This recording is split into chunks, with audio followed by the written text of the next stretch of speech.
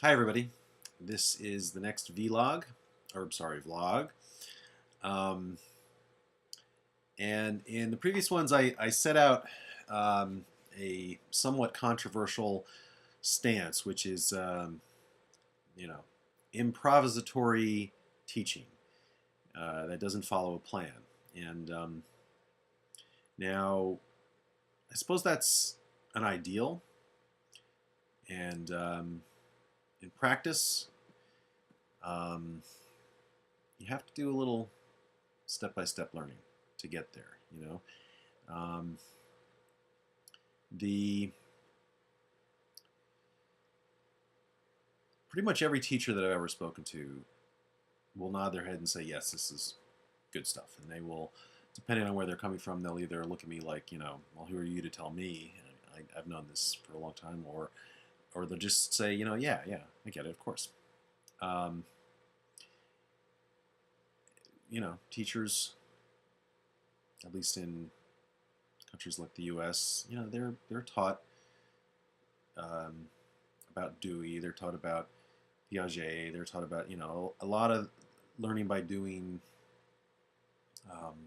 theorists, and I think a lot of teachers, when they start out, they're all fired up to get in there and do exactly what I'm saying.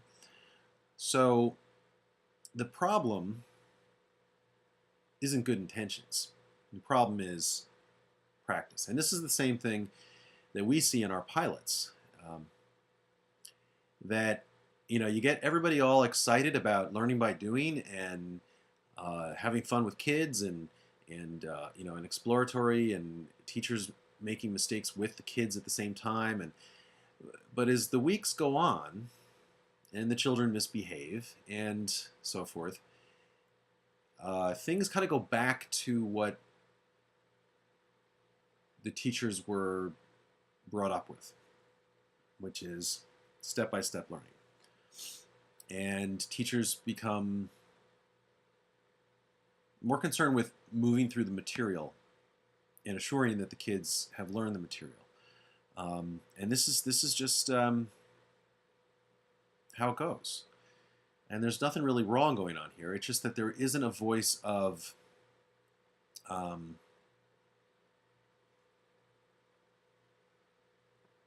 confusion is good, cheerleading in the room.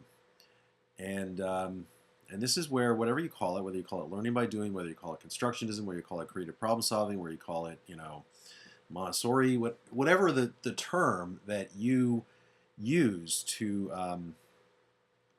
describe the teaching paradigm that we're advocating, it goes back to rote. It goes back to drill and kill. It goes back to let's move through material. I want to look good to my boss, for the teachers, and maybe not so explicitly look good for my boss, but I think that's the thing. Real sustainability in paradigm terms means that there is a support group that continues to voice the attitudes and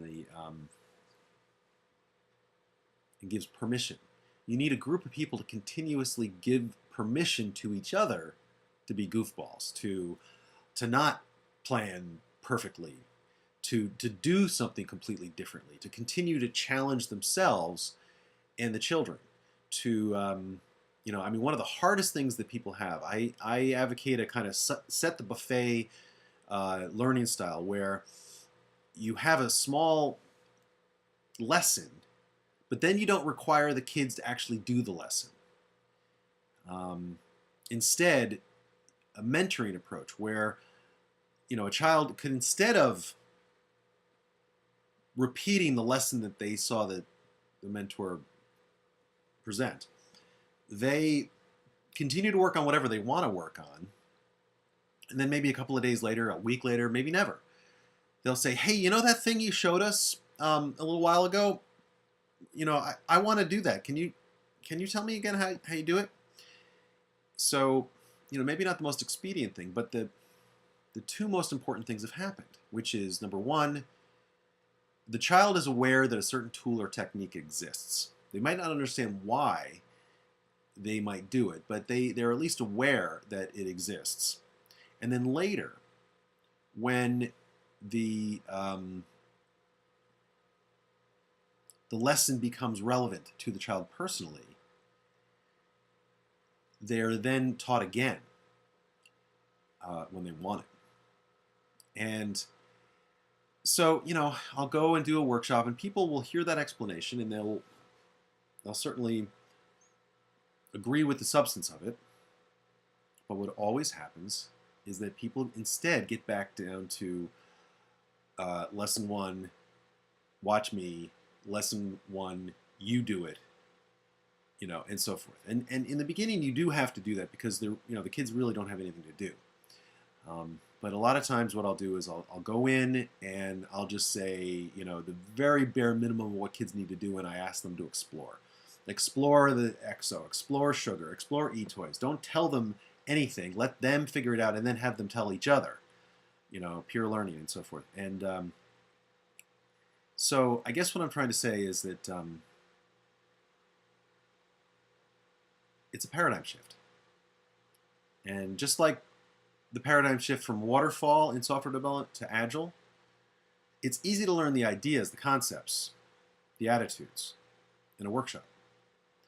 It's very hard to adapt these attitudes into practice, into habits, into an ongoing, sustainable environment. And the only way to do that, the only way to make such a paradigm shift sustain, is for someone that you see on a regular basis to reinforce those attitudes and encourage encourage you to keep being a goofball, keep on keeping on, and this is why Wave Place has its mentoring levels, and why we require more experienced mentors to be with less experienced mentors, and why we ultimately have everything rooted in people who have achieved their level by merit. And how do mentors graduate? How do they level up? Well, by carrying the spirit, by being someone who understands the spirit, not by being somebody who efficiently gets through the material in a predictable manner. So anyway, this is just the tip of the iceberg talking about this, but it really comes down to the question: how do you help someone become a Seymour Papert? Why hasn't constructionism made more of an impact in the last 30 years, 40 years? Because, as Alan Kay once said to me, not everybody's a Seymour Papert. And maybe the people that worked with Seymour directly, they got the vision and they were able to carry the vision.